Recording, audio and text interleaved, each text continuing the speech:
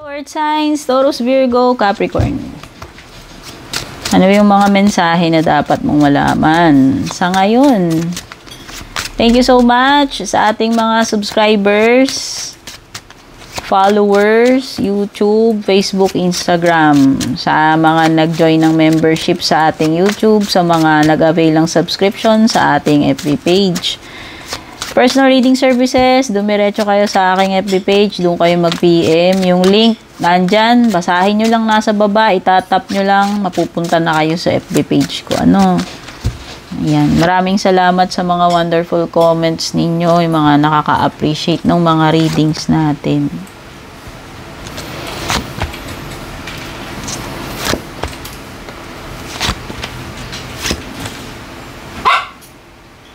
Okay, may energies ng water signs, no? You have Knight of Cups, Cancer, Scorpio, Pisces, Queen of Wands, Fire sign, Aries, Leo, Sagittarius. At meron din kapareho mong Earth sign. Ayan, Taurus, Virgo, Capricorn. Okay, so Fire sign, Water sign, and Earth sign yung mga meron dito.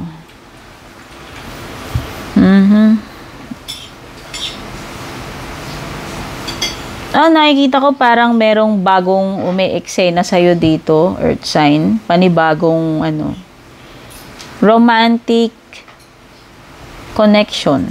Paparating sa'yo. Possible na water sign yung mag-o-offer sa iyo. Ayan, aalukin ka ng commitment nito, or pwedeng nagsisimula pa lang, no? At meron pang ibang sign dito eh. So, bukod sa hindi, si water sign ito.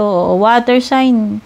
Strong energy ng water sign na paparating sa'yo, or parang nagsisimula na yung connection ninyong dalawa, So, very inspired ito nga yung person na ito, attracted siya sa'yo.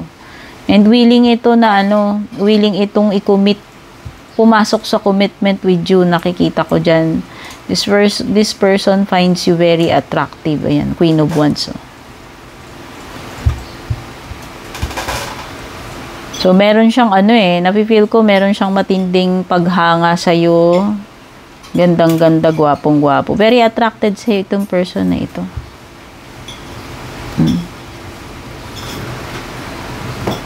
Wow! So, nakikita ko rin na meron kang dapat ipag-celebrate with the Three of Cups. So, siguro may magandang pangyayari paparating sa iyo.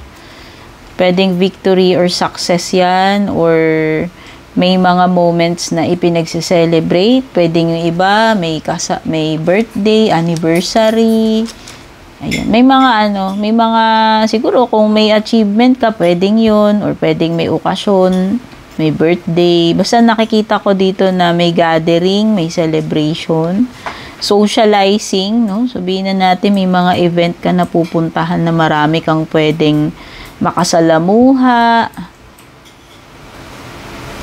Nakikita ko enjoyment and celebration.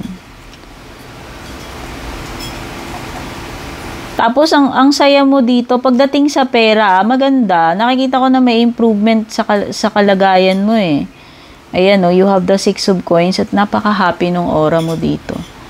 Na parang sobrang generous mo. O siguro, sumahod ka na or meron ka natanggap na malaking pera at parang etong blessings mo na ito, gusto mo siyang i-share sa iba. So, nakikita kita dito na namimigay ka, nag-share ka. Ayan na nga, baka ito. Parang nagpapaparty ka dito eh. Meron ding possible travel kasi meron ka ditong Knight of Cups at saka 6 of Swords, no? Pwedeng by water. Ayan, nakikita ko. Matubig eh.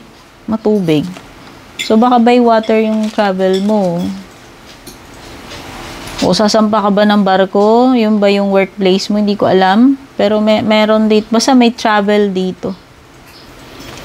Nakikita ko yung improvement ng sitwasyon mo with the 6 of Swords. Or kung ang tinutukoy nito, itong pagpasok mo sa bagong commitment, nakikita ko na ito ay mas okay na relasyon compared doon sa last.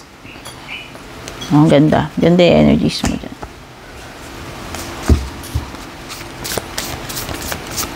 Or kung trabaho man yan, or tirahan, kasi parang may paglilipat din. O, basta yung lilipatan mo, mas okay doon. Mas better yan kaysa doon sa pinanggalingan mo. Relationship man yan, lugar, trabaho.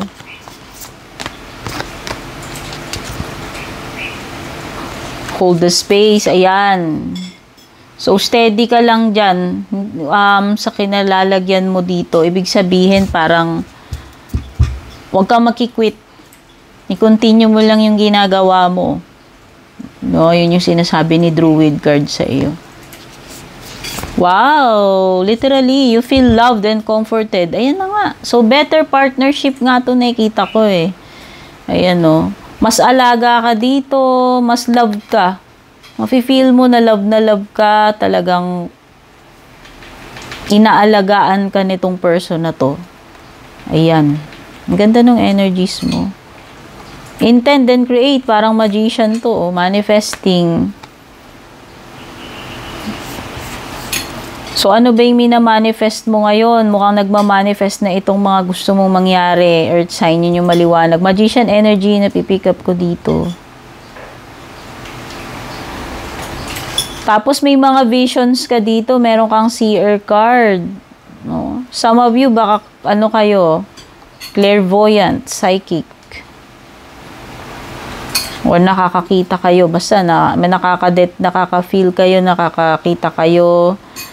May mga visions kayo dito. O, kung halimbawang hindi naman kayo psychic, yung yung vision na tinutukoy dito, yun yung mga goals mo, yung dreams mo na nagmamanifest na dito sa current situation mo. So, kinakikitaan mo na unti-unti nang natutupad, nangyayari yung mga gusto mong mangyari.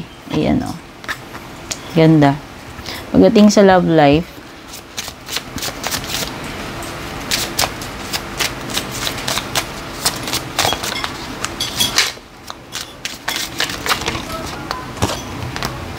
imperfections. Love is beautiful mess. Embrace its imperfections. So, ayan.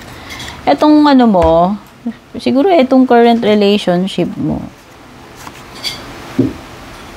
may mga bagay na na-enjoy ka dito, pero hindi perpekto lahat. Wala namang relationship or tao na perpekto. So, pwedeng nababalansin ninyong dalawa itong samahan ninyo. No? Yung tinatanggap ninyo yung mga katangi-tanging qualities nitong person mo, and at the same time ini-embrace mo rin yung mga imperfections niya, and vice versa, ganun din siya sa'yo. Kaya siguro nagwo-work yung samahan ninyo. Kasi kung talagang mahal mo ang isang tao, tanggap mo lahat sa kanya, yung magagandang katangian niya at yung mga flaws niya, yung mga kapintasan niya. And vice versa, dapat ganun din siya sa'yo. So, maganda yung,